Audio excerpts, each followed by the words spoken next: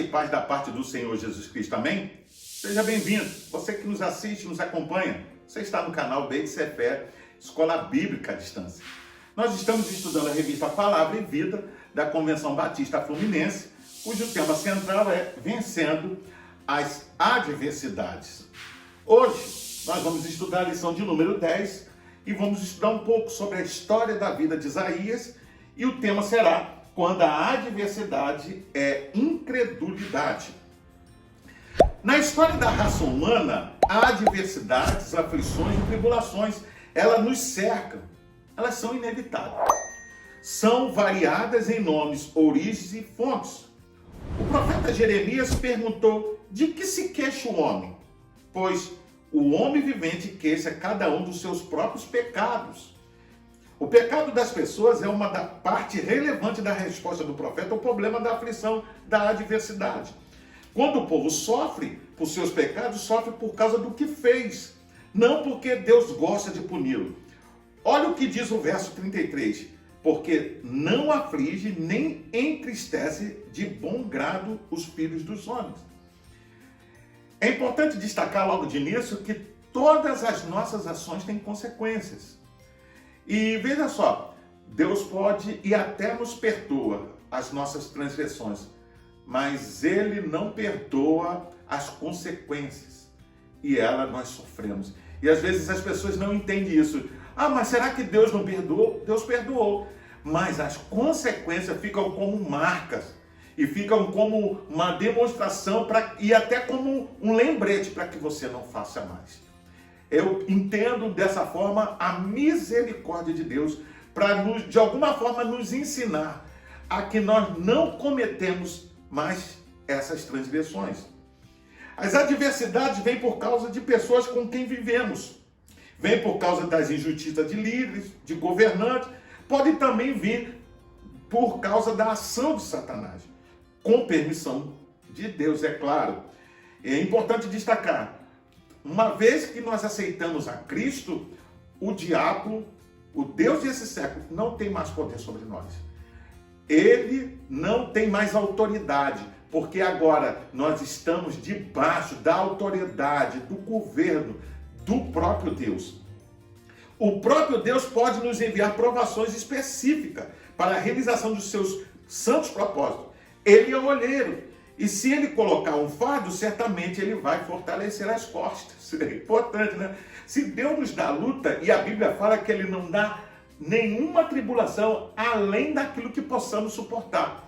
E ainda diz mais, e ainda envia o escape. Ou seja, Deus, quando coloca-nos à prova, e essa é a palavra bem mais colocada, quando coloca à prova, ele sempre tem um fator pedagógico. Ele está nos ensinando.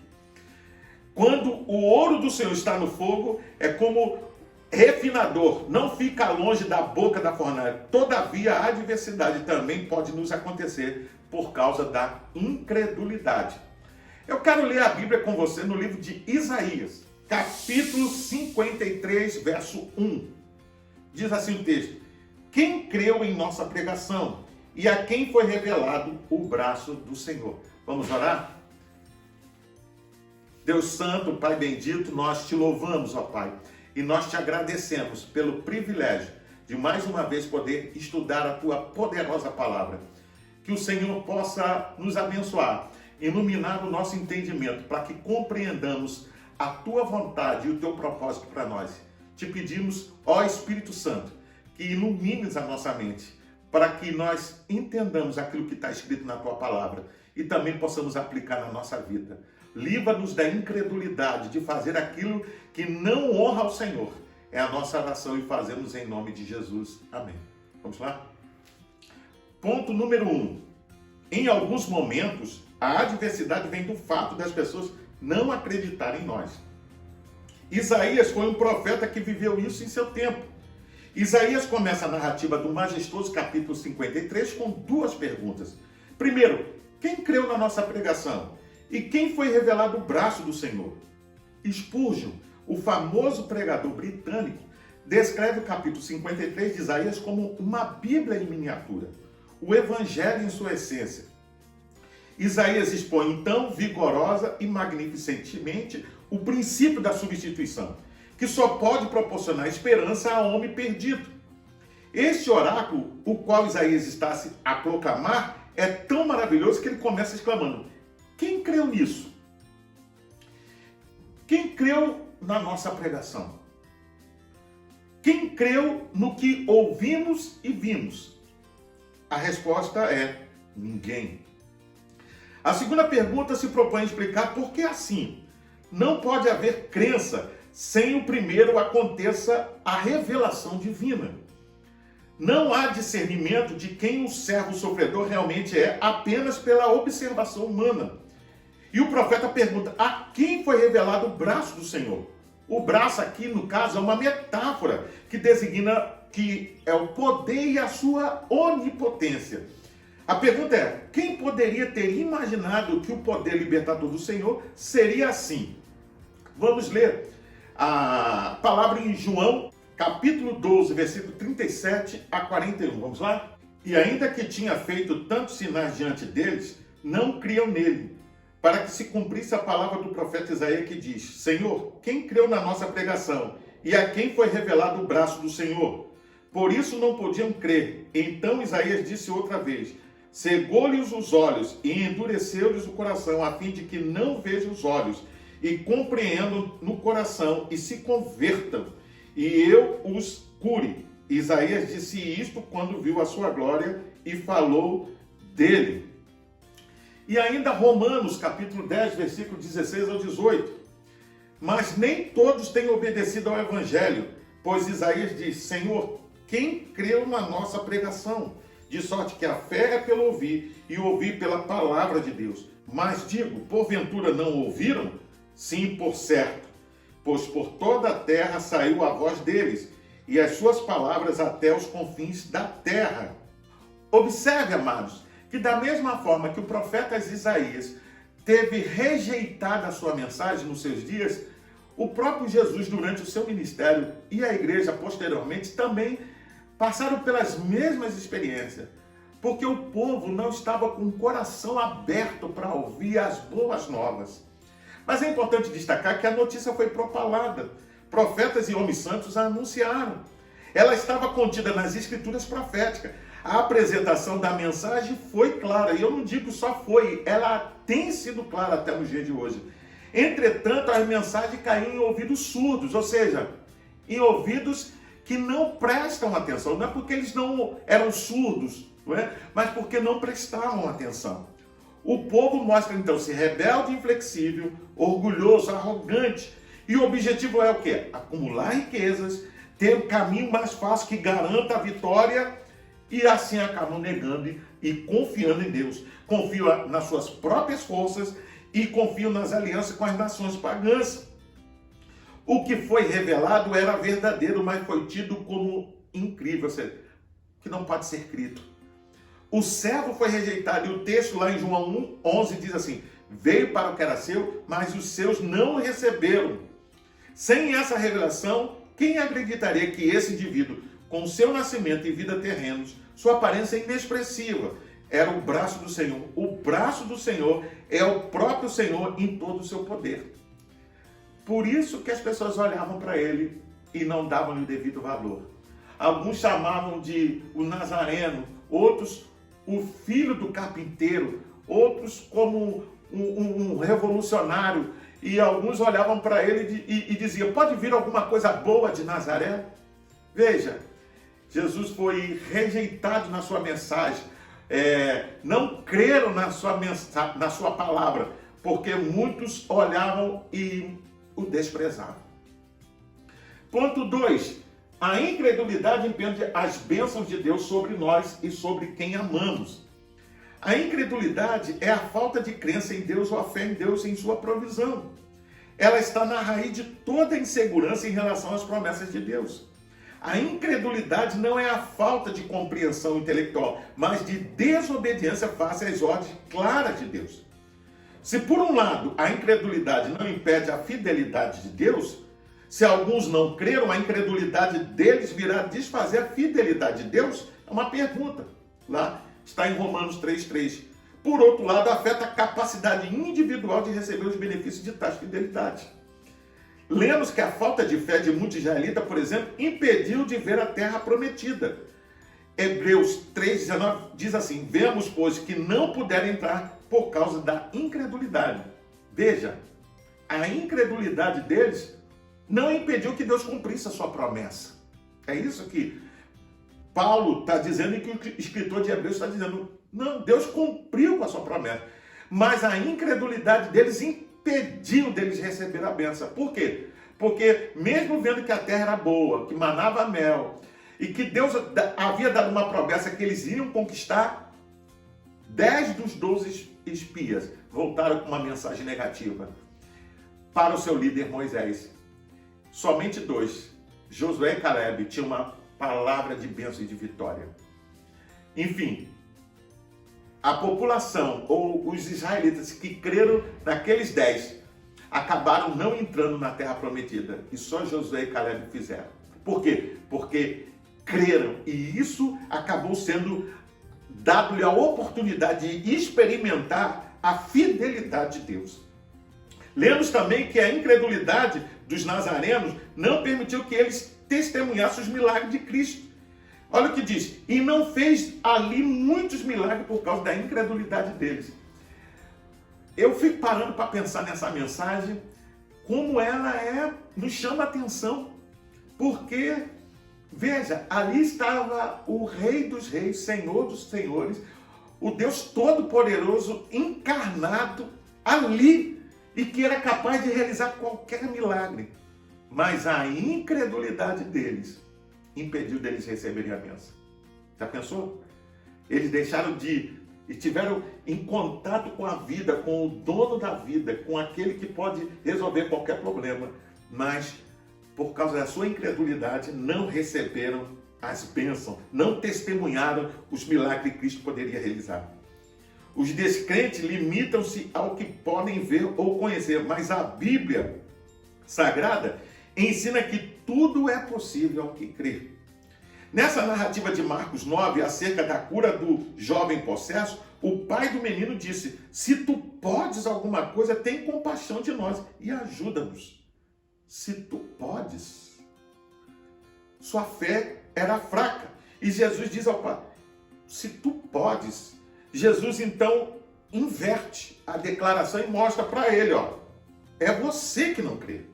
A questão da capacidade de Cristo não era que Cristo não podia, mas era que aquele homem não cria que Cristo pudesse realizar aquele milagre.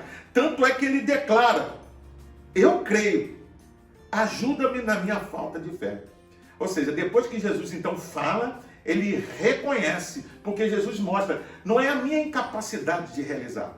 Não é que eu não tenho poder, mas é a sua falta de fé. Então, se não pode, se pode, não é que eu não posso, é que você não crê que eu posso realizar.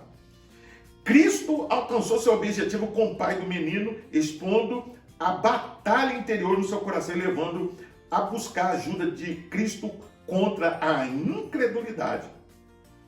Incredulidade também denota invariavelmente desobediência, rebelião, em todas as suas formas. Ela é uma afronta direta contra a veracidade de Deus. Sendo esse o motivo porque é um pecado tão hediondo. Os filhos de Israel não entraram no descanso oferecido por Deus por 2 motivos. Faltava-lhes a fé e eram desobedientes. Vamos ler a Bíblia em Mateus capítulo 13, versículo 13 e 14. Vamos lá? Por essa razão eu lhes falo por parábolas, porque vendo eles não veem e ouvindo não ouvem, nem entendem. Nele se cumpre a profecia de Isaías: ainda que estejam sempre ouvindo, vocês nunca entenderão. Ainda que estejam sempre vendo, jamais perceberão.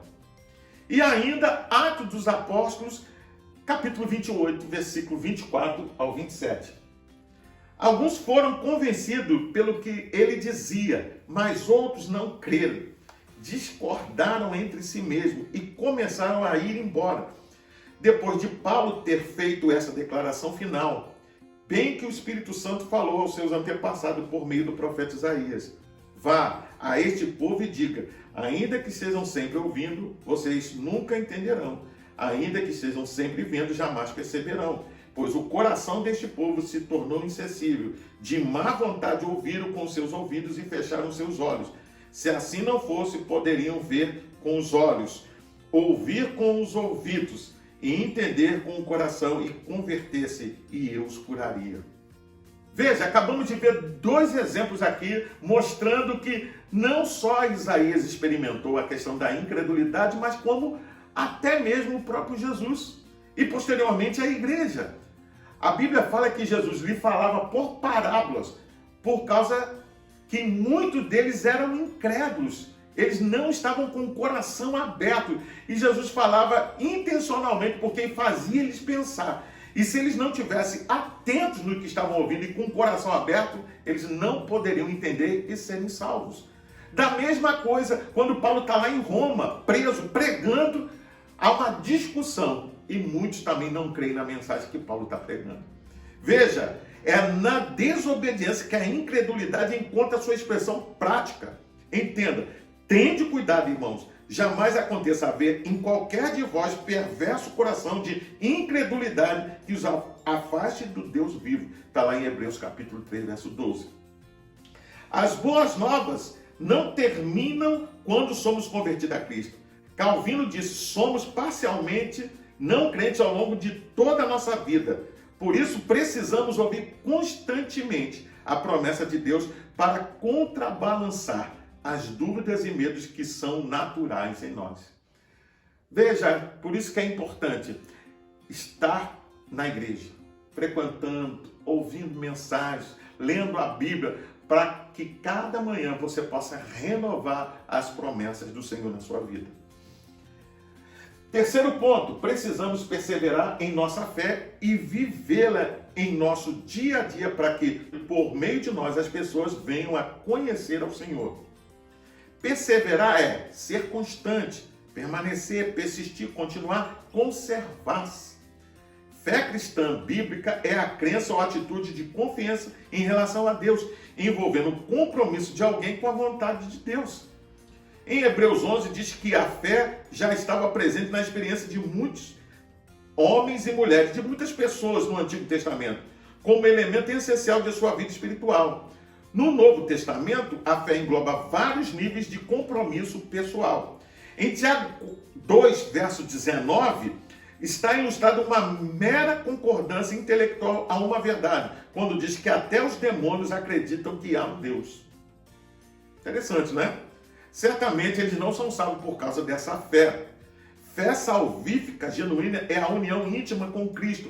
É uma combinação de esperança em Cristo e a entrega a Ele.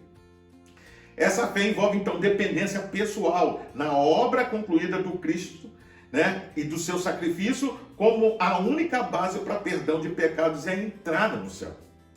Contudo, fé redentiva é também um compromisso pessoal de vida, no sentido de que alguém segue a Cristo e obedece aos seus mandamentos.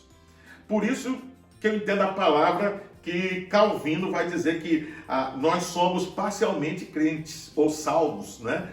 Nós precisamos, então, caminhar durante toda a vida, como diz Jesus. Quem quer vir após mim, negue-se a si mesmo, tome a sua cruz e siga-me. Então, a fé faz parte da vida cristã do início ao fim. A fé é o instrumento pelo qual o dom da salvação é recebido. Efésios 2, 8 e 9. A base da salvação é a graça distinta do trabalho externo da salvação, que são as boas obras, as quais Deus, de antemão, preparou para que andássemos nela. Jesus disse que os salvos são o sal da terra e a luz do mundo. É importante, então, destacar isso. Nós somos o sal e a luz do mundo. E nós devemos, então, brilhar diante dos homens para que eles vejam as nossas obras e glorifiquem o Pai Celestial. A fé deve e precisa crescer a cada dia, à semelhança de um músculo que desenvolve quando ele é malhado, quando você pratica exercício. Ela aumenta pela oração, ela é fortalecida pelo estudo da palavra e ela cumpre-se quando nós nos submetemos diariamente ao Senhor.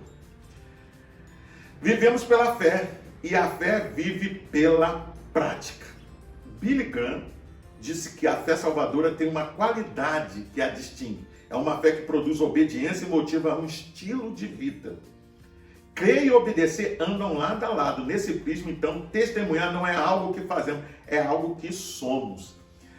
Eu quero ler ainda Romanos capítulo 10, versículo 8 a 11, que diz assim: mas o que ela diz? A palavra está perto de você, está em sua boca e em seu coração. Isto é, a palavra da fé que estamos proclamando. Se você confessar com a sua boca que Jesus é o Senhor e crer em seu coração que Deus o ressuscitou dentre os mortos, será salvo. Pois com o coração se crê para a justiça e com a boca se confessa para a salvação. Como diz a Escritura, todo o que nele confia jamais será envergonhado.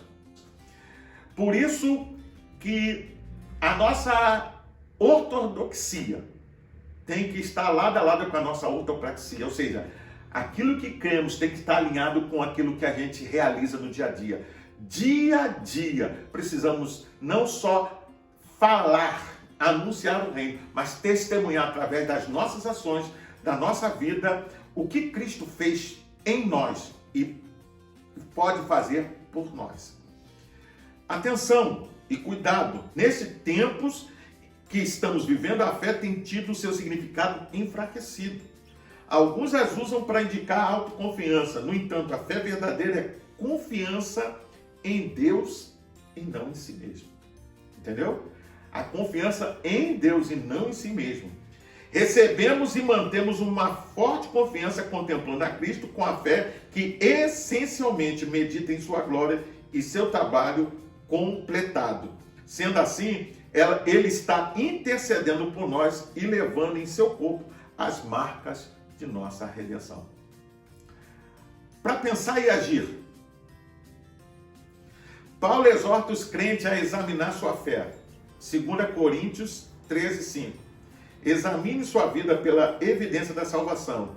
Essa evidência deve incluir confiança em Cristo, obediência a Deus, crescimento na santidade, o fruto do Espírito, o amor entre irmãos, a influência positiva sobre outras pessoas, o apego aos ensinos dos apóstolos, o testemunho do Espírito Santo de você.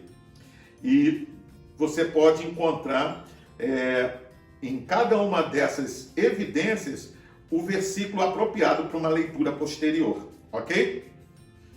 Eu quero convidar você ainda a fazer a leitura diária, que vai de segunda até domingo, tem diversos textos e vão te ajudar a elucidar melhor essa lição.